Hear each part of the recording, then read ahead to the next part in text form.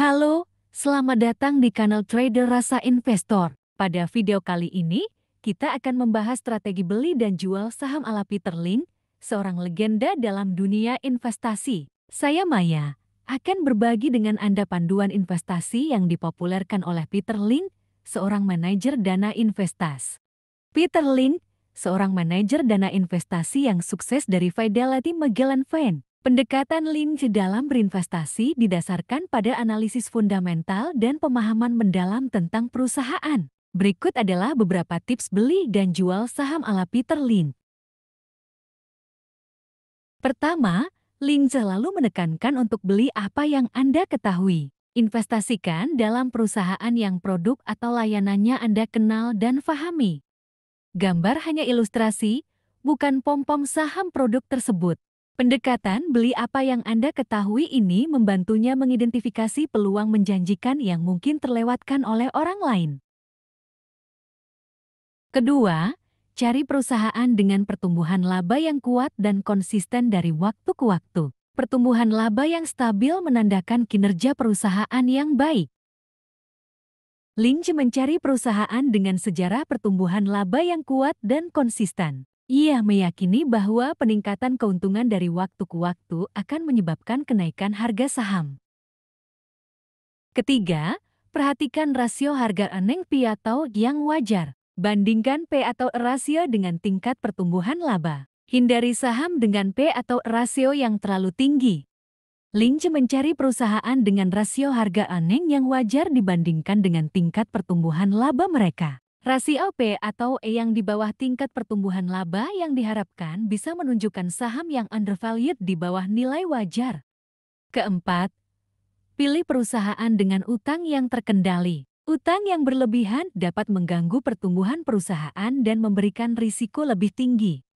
Lynch lebih suka perusahaan dengan tingkat utang yang terkendali. Utang yang berlebihan dapat membebani perusahaan dan menghambat prospek pertumbuhannya.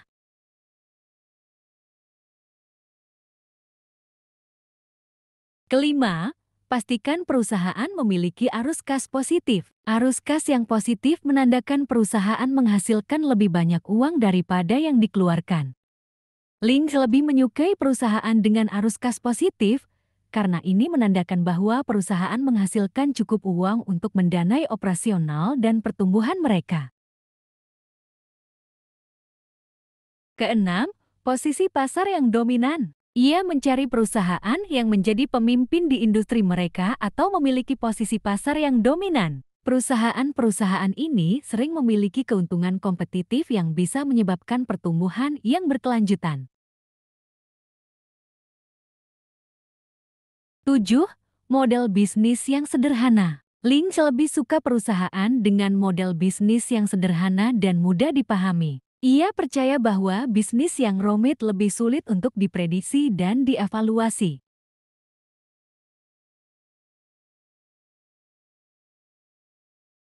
8. Tim manajemen yang kuat. Kualitas tim manajemen sangat penting bagi Lynch. Ia mencari perusahaan dengan manajemen yang kompeten dan ramah terhadap pemegang saham. 9. Saham yang tidak terduga dan terlupakan. Lynch memiliki naluri untuk menemukan saham-saham yang undervalued dan terlupakan di pasar. Ia mencari perusahaan-perusahaan yang memiliki potensi untuk mengungguli kinerjanya dari waktu ke waktu. 10. Katalis potensial untuk pertumbuhan. Lynch mengidentifikasi katalis potensial atau peristiwa yang dapat mendorong pertumbuhan perusahaan dan meningkatkan harga saham. Katalis ini bisa berupa peluncuran produk baru, ekspansi ke pasar baru, atau tren industri yang menguntungkan. Waktu untuk menjual. Fundamental perusahaan berubah. Pertama, jika terjadi perubahan fundamental dalam perusahaan, seperti penurunan pendapatan atau kinerja laba yang menurun, pertimbangkan untuk menjual saham.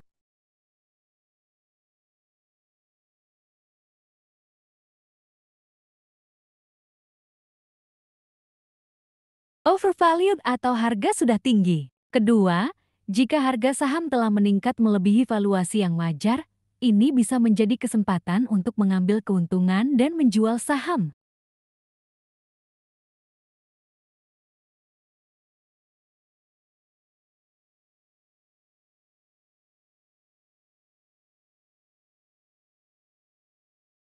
Tembusnya target harga atau tujuan investasi. Ketiga, jika saham telah mencapai target harga atau tujuan investasi yang telah ditetapkan, Anda bisa mempertimbangkan untuk menjual sebagian atau seluruh posisi. Berikut adalah rumus dari target harga saham.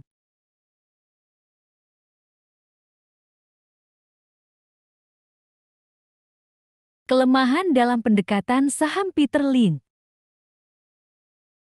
Risiko terlupakan. Pertama, dalam fokusnya pada pertumbuhan dan kriteria positif lainnya, pendekatan Lynch bisa mengabaikan risiko potensial yang melekat pada saham. Risiko dapat muncul dari perubahan industri, regulasi, atau situasi makroekonomi yang tidak diprediksi.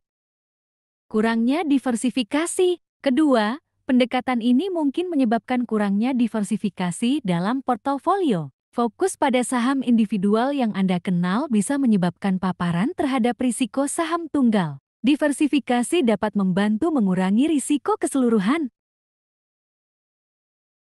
Penelitian yang memakan waktu. Ketiga, pendekatan Lynch memerlukan waktu dan upaya yang signifikan untuk melakukan penelitian mendalam tentang setiap saham. Ini bisa menjadi tantangan bagi investor yang tidak memiliki banyak waktu untuk mendedikasikan analisis. Kesulitan dalam market timing. Keempat, mencoba untuk mengira-ngira pasar dan mencari momen yang tepat untuk membeli dan menjual saham bisa menjadi sulit dan spekulatif. Market timing bisa menyebabkan keputusan investasi yang salah.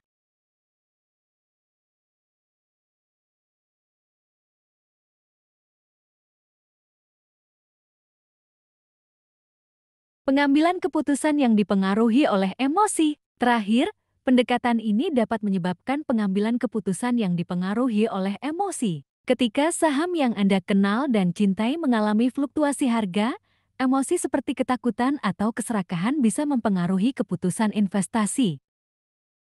Sumber isi konten dari buku The Great Investor by Glenn Arnold. Lengkapnya bisa dibaca di buku tersebut. Sekali lagi, penting untuk diingat bahwa tidak ada pendekatan investasi yang sempurna, dan setiap investor harus mempertimbangkan kelemahan dan kelebihan dari setiap strategi yang mereka pilih. Terima kasih telah menonton video ini. Jangan ragu untuk memberikan like, bagikan video ini. Sampai jumpa di video selanjutnya.